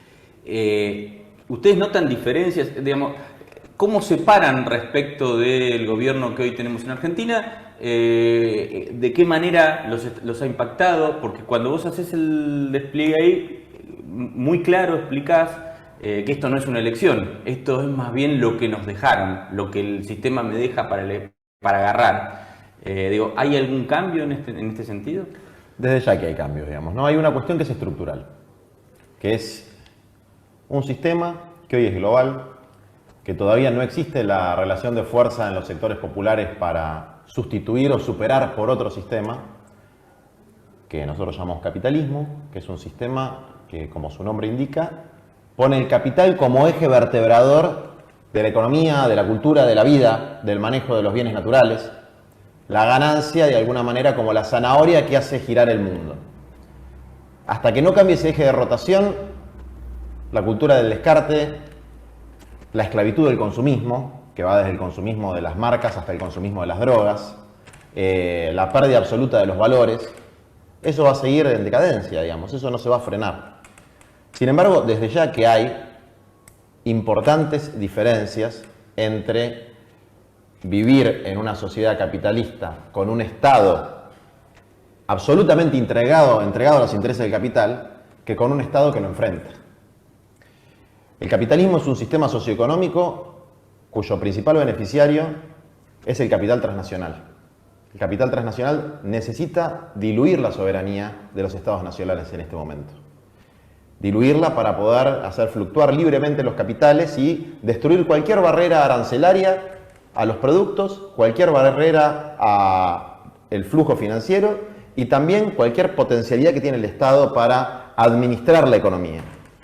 Por lo tanto, un gobierno neoliberal profundiza los efectos del sistema socioeconómico capitalista al levantar las barreras que las leyes, que los convenios colectivos de trabajo, que la defensa de la soberanía pone para proteger por lo menos los derechos más elementales de los pueblos.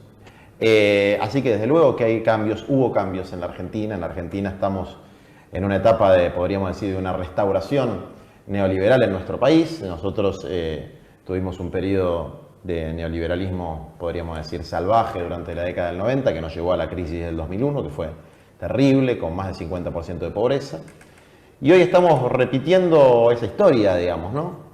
Con un gobierno de corte económico claramente neoliberal que sigue las recetas del Consenso de Washington de manera ayornada al siglo XXI, con una particularidad que tiene un formato cultural posmoderno. No es el típico neoliberalismo conservador, es un neoliberalismo posmoderno, adaptado al formato mediático de la sociedad del espectáculo, digamos, que se basa fundamentalmente en una alianza con los grandes medios de comunicación y en la destrucción del concepto de comunidad, en el diálogo individual entre el político y el ciudadano como individuo aislado de un pueblo, y que no respeta ningún tipo de identidad cultural tradicional, digamos, ni religiosa, ni etcétera. O sea, no podríamos decir que es conservador desde el punto de vista cultural. Digamos que es posmoderno desde el punto de vista cultural.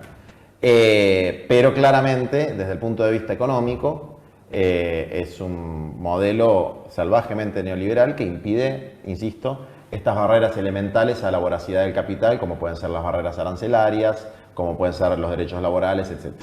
Vos recién hablabas de que falta construir esa relación de fuerzas que permita enfrentar al capitalismo, al capital.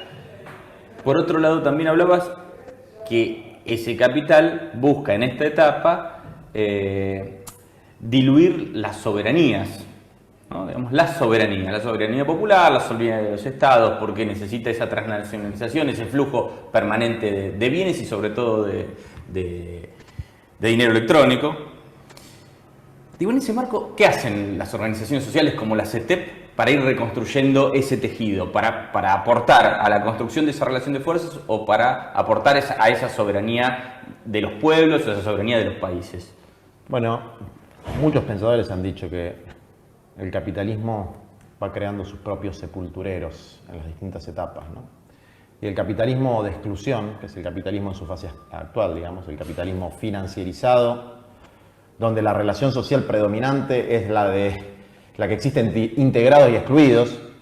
Los integrados, también hay asimetrías entre los integrados, digamos, sigue existiendo la relación obrero-patronal, pero hay una muralla de exclusión que pone de un lado a una creciente masa de personas que son absolutamente indiferentes, innecesarias, descarte para el capital, digamos, ¿no?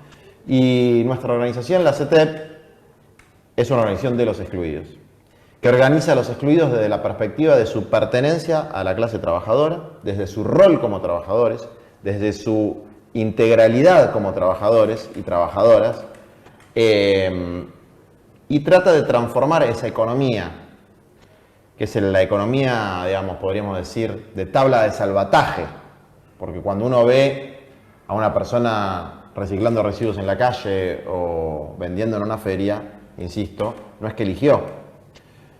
Pero con la intervención militante, con la solidaridad, eso se puede organizar de manera comunitaria, mostrar nuevas relaciones sociales, otro modelo posible y dar una batalla reivindicativa por la distribución de la riqueza, digamos, ¿no? Entonces nuestro aporte como organización, por un lado, tiene que ver con dar la lucha por la distribución de la riqueza, que objetivamente es un freno a la penetración del capital. Y por otro lado, es avanzar en la conciencia política, que no necesariamente implica la síntesis partidaria de las expresiones populares. Tal vez se logre, tal vez no. Pero avanzar en una conciencia política que permita plantear un programa alternativo al programa del capital. Y es el programa que nosotros desde nuestra instancia internacional, que es el Encuentro Mundial de Movimientos Populares, planteamos como el programa de las 3 T. Tierra, techo y trabajo. Háblanos un poquitito de cada una de esas T, por favor. Eso empezó primero porque el sujeto social, el pueblo pobre, son los excluidos de la tierra, son los excluidos del techo y son los excluidos del trabajo. De la tierra, del techo y del trabajo como lo entendíamos en el siglo XX. De la tierra porque ya los campesinos y los chacareros no son más campesinos y chacareros, han sido despojados o están en constante amenaza, incluso los pueblos originarios. Del techo porque la mera perspectiva de tener una vivienda propia es prácticamente inalcanzable no solamente para los excluidos, sino para la clase media también. En la ciudad de Buenos Aires, un departamento de un ambiente no baja de $110.000. Es imposible para un trabajador acceder a, si uno no tiene un pariente, un padre, una madre, no lo heredó, no, prácticamente imposible comprarlo. Entonces, los excluidos del techo son los que terminan viviendo en villas y asentamientos, que es de alguna manera el territorio periférico que el sistema permite que sobrevivan nuestros compañeros.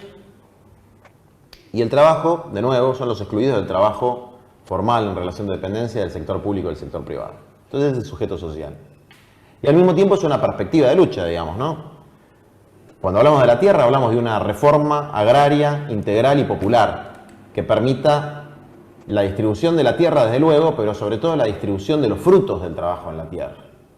Porque no rechazamos la aplicación de tecnologías sustentables para que haya una productividad en la medida que no destruya el ambiente, pero esos frutos se deben distribuir de manera equitativa, no para quienes como producto de masacres en el siglo pasado han sido los grandes terratenientes en la Argentina y en toda la región, o de las nuevas empresas transnacionales de semillas transgénicas, o los grandes pools de siembra, o las grandes exportadoras, que son quienes se quedan con la parte del león de los frutos de la tierra, digamos, ¿no? En cuanto a trabajo, tiene que ver con asumir, y esto es importante porque tiene que ver con la batalla ideológica, asumir que un neoindustrialismo es un planteo de una especie de nostalgia irracional con la década del 40, del 50, digamos. No va a volver a haber una industrialización por sustitución de importaciones que permita el pleno empleo. Hay que entender formas alternativas de trabajo. Empleo y trabajo son dos categorías distintas. Existe el trabajo que no es empleo y hay que valorarlo, y hay que reconocerlo, y hay que dignificarlo. El trabajo por cuenta propia, el trabajo comunitario, el trabajo cooperativo, el trabajo que no necesariamente es productivo de la perspectiva del capital, pero sí de la perspectiva comunitaria socioambiental. Entonces, una reforma del trabajo que tenga en cuenta este aspecto, la integración urbana, en el sentido del techo, la integración urbana y el acceso a la vivienda. Y ese es un programa revolucionario para nosotros, digamos, ¿no? Un programa que permita que toda mujer, que todo hombre, que todo niño tenga acceso a estos derechos sagrados y elementales en la medida de que su desarrollo y su crecimiento, digamos, natural lo exija, que cuando un niño llega joven tenga acceso al trabajo, que cuando se case o forme una familia tenga acceso a un techo propio, que si trabaja la tierra tenga acceso a su propia parcela. Un sistema que permita esto es un sistema distinto al capitalismo. El capitalismo no permite esto. Entonces nosotros tenemos un programa alternativo al capitalismo. Es un programa que plantea vertebrar la sociedad, la producción, el consumo, el comercio, desde otros valores. Desde luego es una batalla de largo plazo, es una batalla que tiene que ver con la lucha por una nueva forma de democracia, una democracia participativa, absolutamente distinta a la democracia formal, vaciada de, digamos, el liberalismo contemporáneo, de los parlamentos que son necesarios pero insuficientes porque no representan a muchos sectores de la sociedad, de los sistemas electorales donde si no tenés los fondos para hacer la publicidad, si no tenés vínculos con los grandes medios, es muy, muy difícil que tus propuestas lleguen al conjunto, digamos. Entonces, transformar esa democracia en una democracia plebeya, donde la calle tenga un rol, donde el barrio tenga un rol, donde la comunidad campesina tenga un rol. Y eso implica, bueno, hay que sacarse algunos viejos esquemas post-revolución francesa, donde el poder es el ejecutivo, el legislativo y el judicial, y no hay más nada en la sociedad. Hay que pensar en cosas nuevas, hay que pensar, hay que crear o errar, como decía Mariátegui, creo que era el que decía. Y eso es lo que de alguna manera en Latinoamérica estuvimos intentando durante los últimos años y que tanto le molestó al imperio, y por eso se nos ataca a todos los procesos populares de América Latina, como el proceso popular de Ecuador, que con sus errores y aciertos, con sus limitaciones, con sus rupturas y continuidades, permitió un avance significativo en la calidad de vida de los sectores pobres de Ecuador, permitió la irrupción de la economía social y solidaria, como la llaman ustedes, como un actor económico fundamental, que permitió empezar a discutir el derecho a herencia, que casi le cuesta al presidente la presidencia. Un golpe de Estado. Casi le cuesta un golpe de Estado. Y tuvo que ceder porque no había correlación de fuerza. Pero eso hay que discutirlo. ¿Cómo que no hay que discutirlo? Hay que discutirlo. Hay que discutir la hegemonía y los monopolios mediáticos. Hay que enfrentarlo, aunque eso cueste, desde luego, tener enemigos políticos que de otra manera uno no tendría, pero si no, no hay forma de transformar la sociedad. Y el poder financiero, que es el que conduce este proceso en esta etapa. Y el poder financiero, que es el que hegemoniza al resto, de alguna manera, de los sectores del capital. que también se van cavando su propia tumba, digamos, ¿no? Porque van generando tal situación de inequidad, de desigualdad, que la paz social se hace cada vez más difícil. Digamos, ¿no? Y que muy poquitos integrantes de la plutocracia internacional pueden vivir seguros, encerrados en sus condominios, en sus countries, etcétera. Pero hasta los empresarios, los profesionales, la clase media alta vive con miedo a la inseguridad, vive con miedo a que sus hijos caigan en la droga. Este es un sistema que no aguanta más. Recién mencionabas las inseguridades. La represión es la válvula con la que ellos piensan, digamos, compensar el problema que les generan los pueblos que tomaron conciencia de sus derechos. Por lo menos en Argentina eso lo estamos viendo. ¿Ustedes como organización lo están sintiendo? Hay un avance en la represión. Es cierto. En la Argentina no es tan fuerte como en Brasil, por ejemplo, donde hubo un golpe parlamentario. En la Argentina, el presidente, nos guste o no, ganó por elecciones democráticas. Desde luego con un apoyo mediático formidable. Pero ganó. Es un gobierno democráticamente electo. Aunque nos duela. Aunque nos duela que haya llegado a la presidencia el neoliberalismo a través del voto popular. ¿Por qué llegó a la presidencia el neoliberalismo? Por muchos errores del campo popular. La corrupción, por ejemplo. No se puede negar la corrupción en los procesos latinoamericanos. Negar la corrupción no es hacerle un favor a los procesos políticos latinoamericanos, todo lo contrario. No combatir la corrupción es uno de los principales errores tácticos del campo popular. A la corrupción y a los corruptos. Y en ese sentido, el mejor antídoto es la austeridad. Exigirle a nuestros dirigentes políticos, sociales, sindicales, una vida austera de servicios. Insisto, la represión no la estamos viviendo como lo viven en otros países, como Honduras, donde también hubo un golpe de Estado, como que la mataron a la compañía Berta Cáceres, que es una de las fundadoras de nuestros encuentros mundiales de movimientos populares, como en Brasil, como en Paraguay. Estamos empezando a ver algún avance represivo, pero hay otras formas, nuevas formas de represión al pueblo pobre y a las organizaciones, y que tienen que ver con la tercerización de la violencia en las bandas narcotraficantes, en los grupos parapoliciales, una tercerización que le viene muy bien a los estados, si se quiere al poder económico, porque le permite de alguna manera lavarse las manos. Pero nosotros este año hemos tenido 2 grandes militantes asesinados por narcotraficantes, vinculados a la policía y a sectores políticos, digamos. Entonces hay un tema sistémico ahí. Y, de nuevo, el Estado tiene un rol fundamental que cumplir en ponerle frenos al avance de este capital transnacional.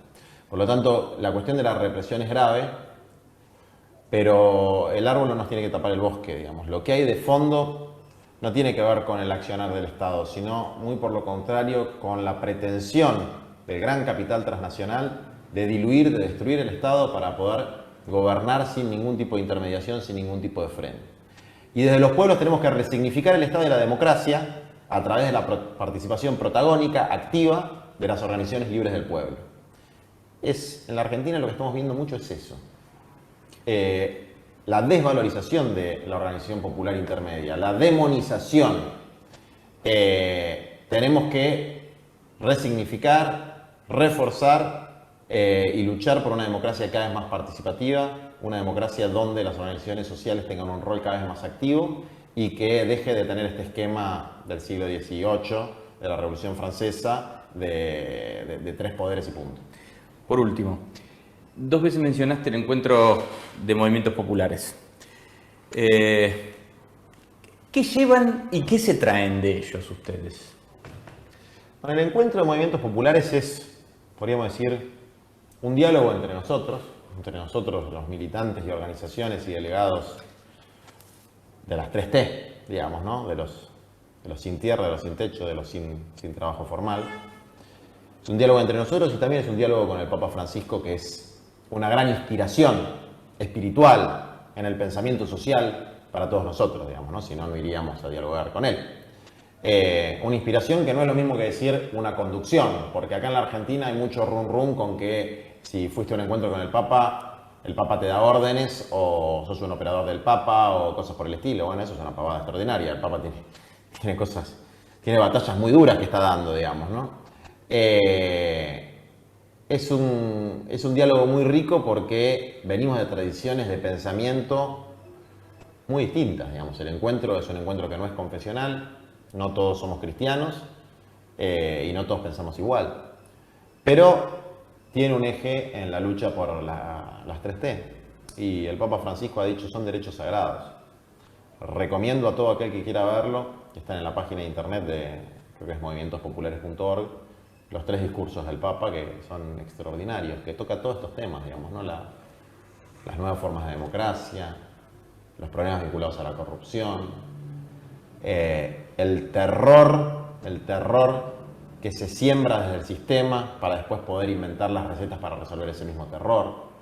Todas estas cosas que ha dicho el Papa, que, para decirlo en términos tradicionales, cada vez que vamos a...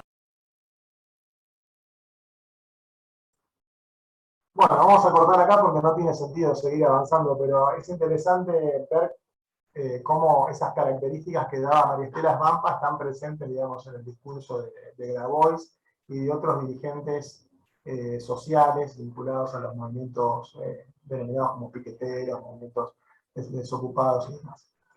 Bueno, ahora vamos a ver algunos emprendimientos que desarrollan este tipo de organizaciones, ¿no? Decíamos que se las suele demonizar bastante en los medios de comunicación respecto a que perciben recursos desde el Estado, pero no hacen nada, digamos, que todos los que militan en estos espacios son vagos, digamos, mantenidos por el Estado y demás. Bueno, vamos a ver que esa cuestión no es tan así.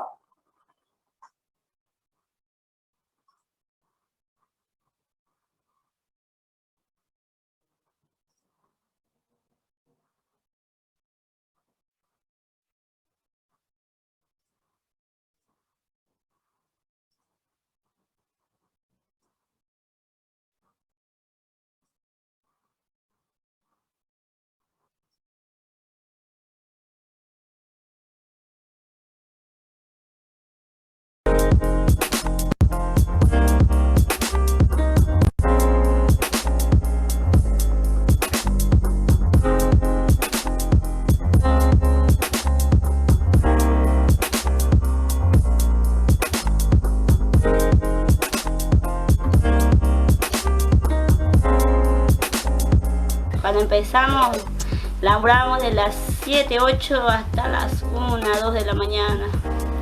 Y estábamos muertos, muy cansados. Es importante también luchar por un precio justo. La lucha que se hace para que INAES vaya a las cooperativas a darte el curso sobre cooperativismo. Y además, ¿qué tipo de políticas queremos para que acompañen este proceso?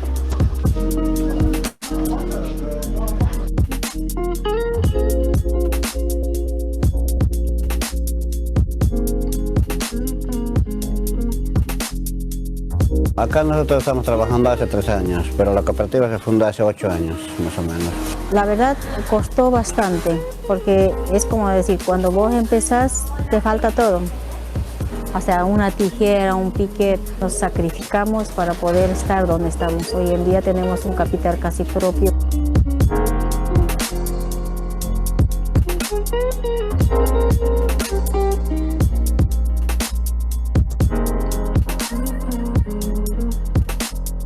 La posibilidad también de luchar el precio de la prenda, se trata de revertir eso, un poco también desde dentro del ámbito, ¿no? Al trabajar así colectivamente, como dices, es que hacen una unificación, o sea, hacen que una persona, digamos, se unan y puedan colaborar en sí. La diferencia es bastante, porque nosotros manejamos en nuestro tiempo, tenemos la oportunidad de ver a los chicos, tanto eso es en la cooperativa.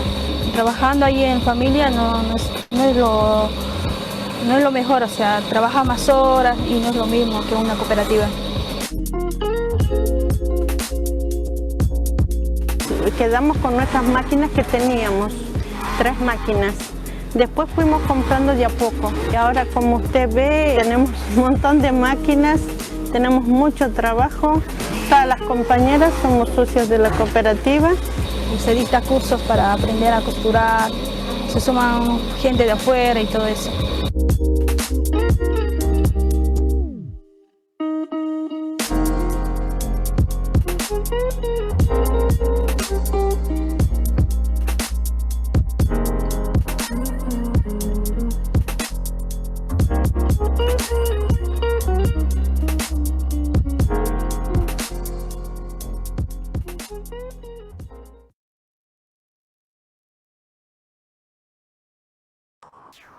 Bueno, ahí se pudo ver cómo, digamos, estos movimientos de desocupados utilizan en realidad el dinero que reciben del Estado para comprar maquinarias, acumular cierto capital de trabajo y desarrollar emprendimientos productivos, ¿no? En este caso, emprendimientos textiles, ¿sí? Han armado distintas cooperativas a lo largo del país para producir prendas.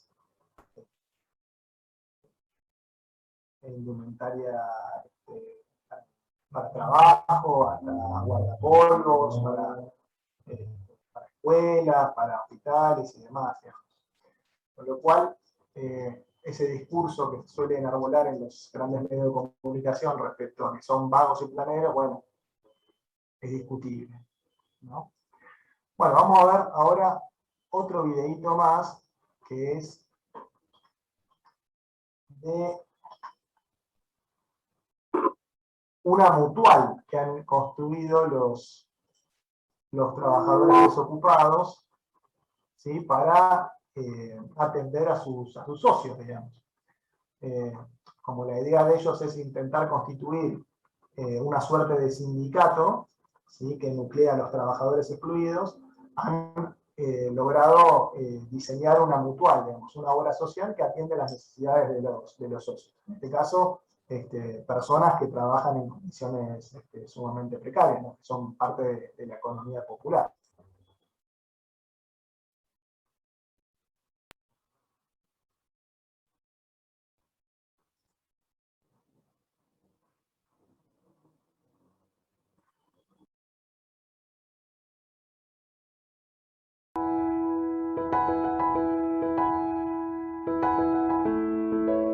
Se atiende a cualquier persona que llegue, que esté en contacto, sea con la CETEP o con las organizaciones que están dentro de la CETEP, aunque todavía a lo mejor no tengan el carnet, porque se entiende que primero que se trabaja con una población excluida, que no tiene acceso al sistema de salud, está más vinculado al trabajo, ¿no?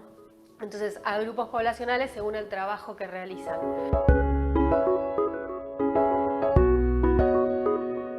Hola, soy Adriana Arce, soy afiliada de la Mutual Sendero.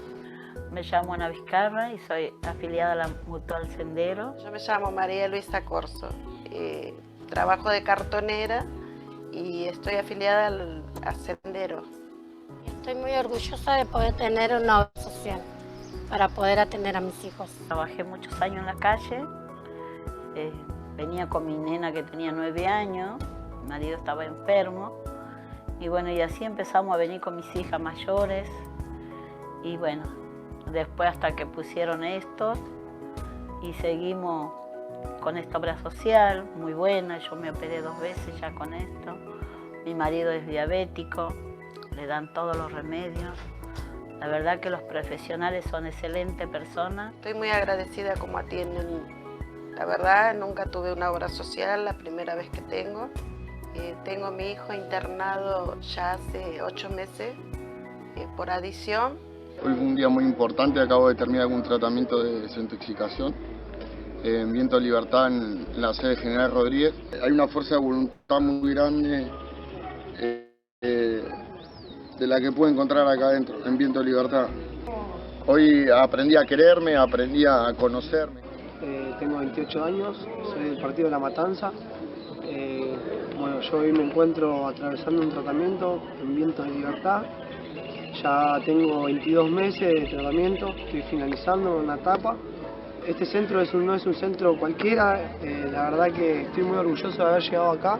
Acá encontré lo que en muchos lugares no pude encontrar. Yo fui a CPA, a Cedronar, Chenarezo, hice ambulatorio y la realidad es que nada me motivaba a querer elegir otra manera de vivir y bueno, acá en Viento pude encontrar una contención, unos compañeros de oro que me apoyaron.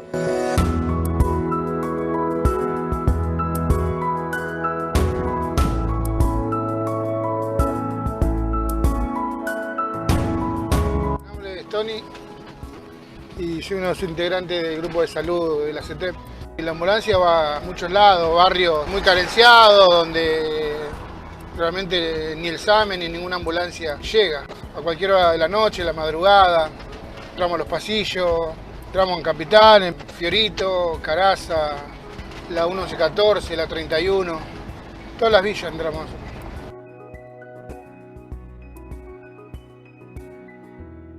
Jorge, soy parte de la cooperativa del frigorífico Subga, que es una cooperativa, un frigorífico recuperado por los trabajadores, y soy afiliado a Senderos. Me atendí un par de veces en la mutual y gracias a Dios la atención es muy buena. Hoy, digamos, por primera vez los trabajadores de la economía popular tienen la posibilidad de atenderse en la mutual Senderos. Psicólogos, médicos, pediátricas, médicos de cabecera, traslado de ambulancias, para que hoy podamos mostrar que una obra social de un pueblo que quiere cada vez más crecer y que queremos una salud para todos, para nosotros y para nuestros hijos.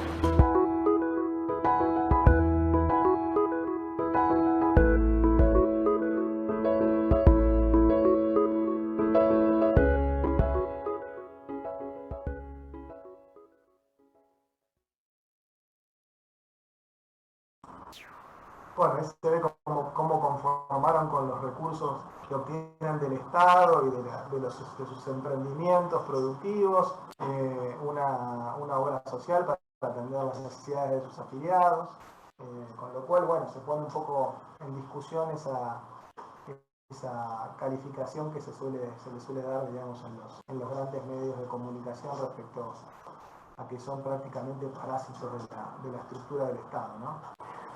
Bueno, vamos a ver otro videíto más que muestra las acciones que están desarrollando en materia de hábitat, ¿no?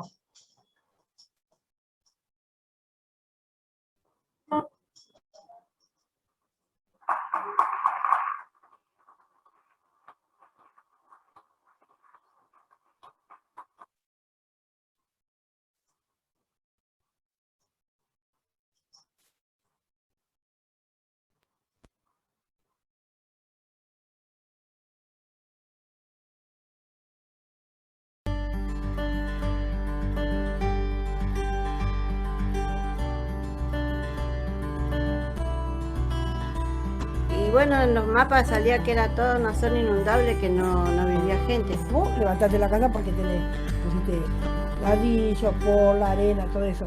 Pero ¿cómo nosotros justificamos que la casa es tuya? No querían poner la luz. Cuando fueron a la AEP le dijo, bueno, enganchense porque nosotros, si al ser un fiscal no podemos ir y ponerle la luz. Sí. A partir de ahora, a partir de cuando llegue esto, esta casa es de ustedes. Sí. Muy bien, mi amigo. Sí. Por fin ganamos una. Por fin ganamos, serio. Para mí, muy importante. Lo principal es la casa de uno, el lugar donde uno vive. Es una buena noticia y es muy bueno para todos. Porque te da más esperanza de que en algún momento esto realmente va a ser tuyo. Va a estar lindo. Por lo menos no nos van a sacar de acá. ¿Entendés? Eso no se puede, ¿entendés? Pero con esto sí se va a poder. ¿Entendés? A eso lo voy. Una buena. Mi casa es mi casa. Mi casa es mi casa. Una buena. Ahora nuestra casa es nuestra casa.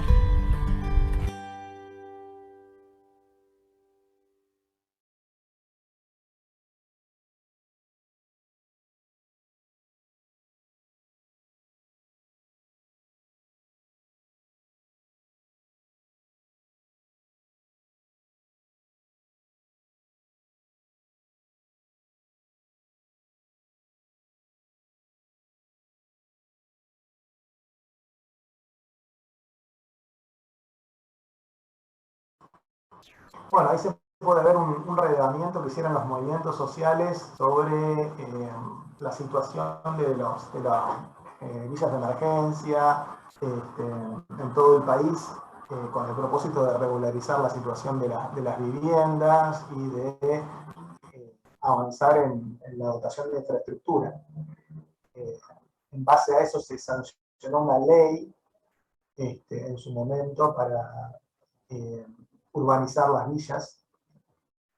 Esa ley creo que se sancionó durante el gobierno de Macri, y ahora a través del aporte de las grandes fortunas se consiguieron recursos para avanzar en los procesos de urbanización de las villas de emergencia en todo el país. Bueno, y ahora vamos a ver una serie de videitos sobre acciones que realizan los movimientos sociales en materia de economía popular urbana en Bahía Blanca, ¿sí?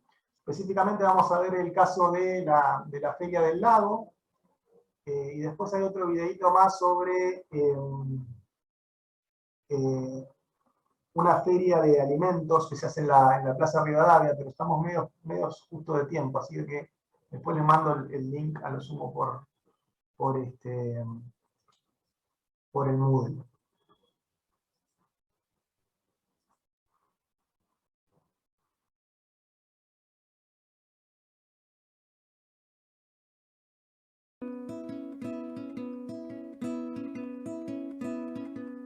La Feria del Lago es el encuentro de emprendedores que siguen el mismo camino, que todos estamos en la misma.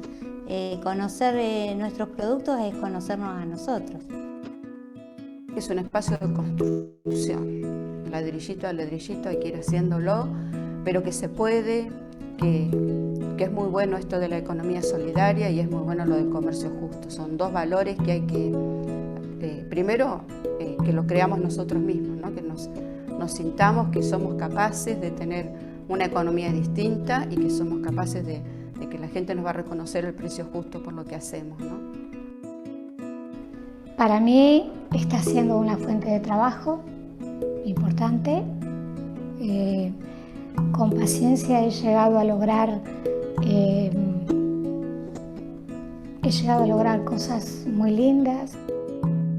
Es una ayuda para mejorar lo económico y una ayuda para mejorar el alma también. La feria es mi trabajo.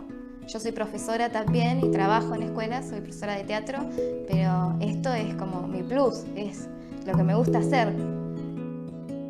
La diferencia con otras ferias es que somos productores.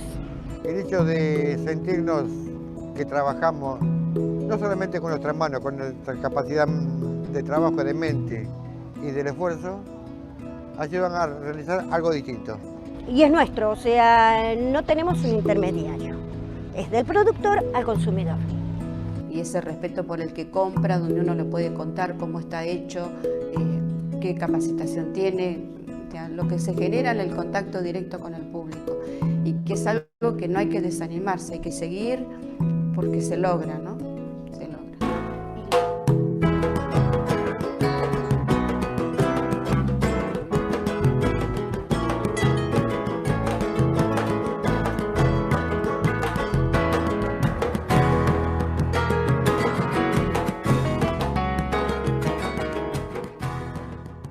La feria la componemos o la componen en un número determinado según los asistentes. Pueden ser 20, pueden ser 30, pueden ser 40.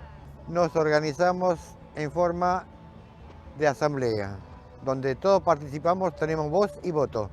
Es una vez al mes, están todos los emprendedores, nos regimos por un reglamento y que todos votamos. Que ahí se arma el debate y las peleas, pero es genial porque ahí ves todos los puntos de vista de todos y está bueno porque todos tienen voz y voto.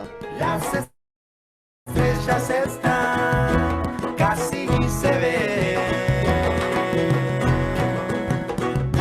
Cuando cierre los ojos por el espacio volaré.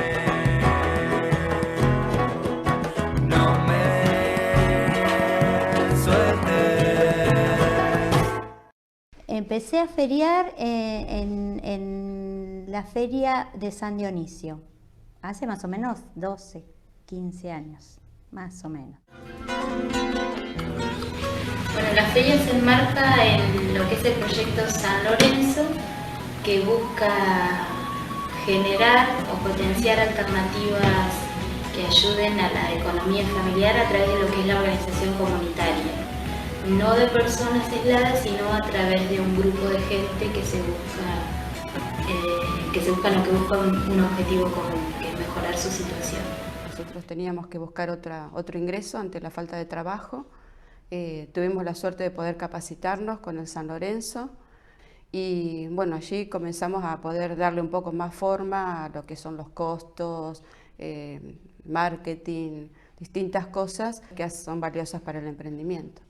Y bueno, así nos sumamos ante las propuestas que había desde Cáritas, que era ir alguna vez a la plaza, fuimos para una Navidad a la plaza y después a los eventos del Club Estudiantes, que eran cada tanto, pero realmente era insuficiente eso, ¿no?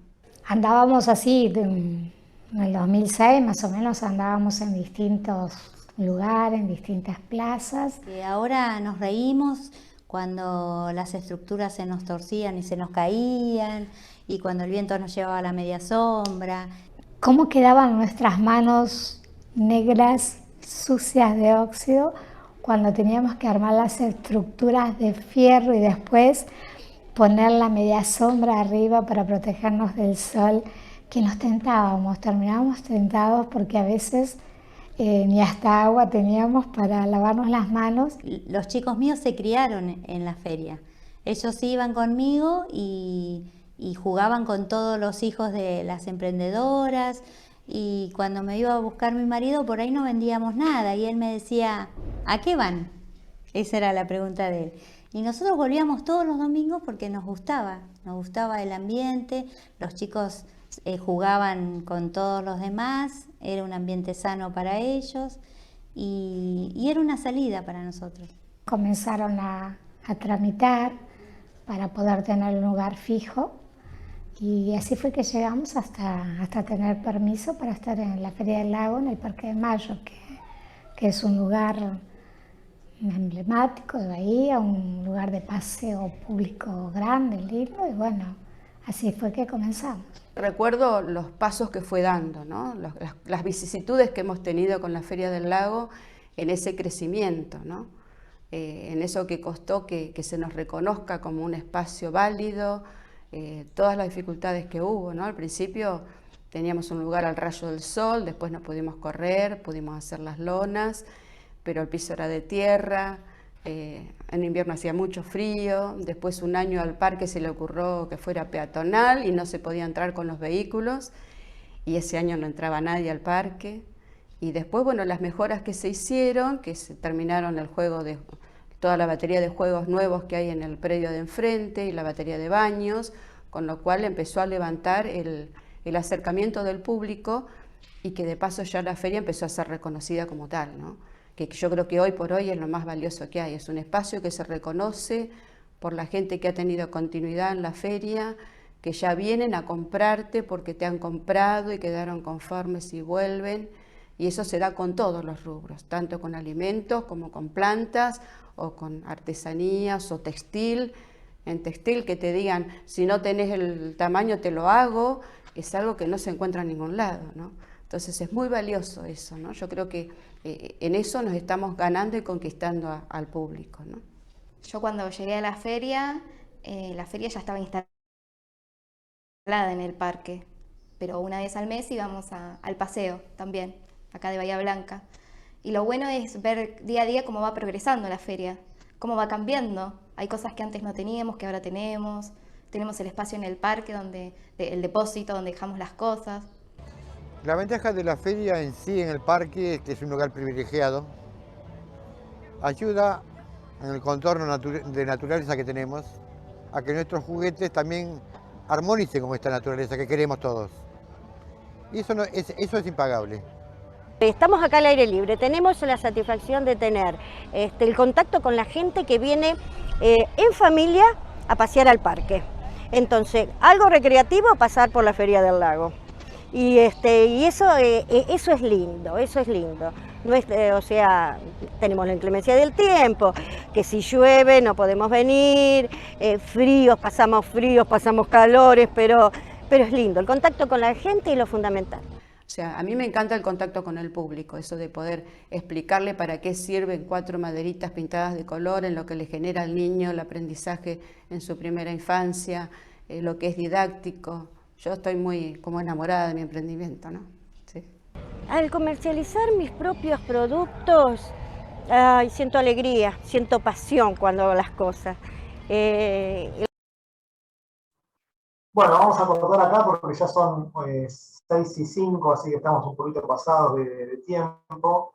Pero yo les voy a mandar por mail los videitos que quedaron pendientes, los de Bahía fundamentalmente, para que los vean. Y nosotros nos estaríamos viendo el próximo martes, ¿sí? Con el conversatorio número 12, que es sobre nuevas estrategias de crecimiento económico para las ciudades, ¿sí? Así que bueno, chicos, termina aquí la clase de hoy. Nos vemos la semana que viene.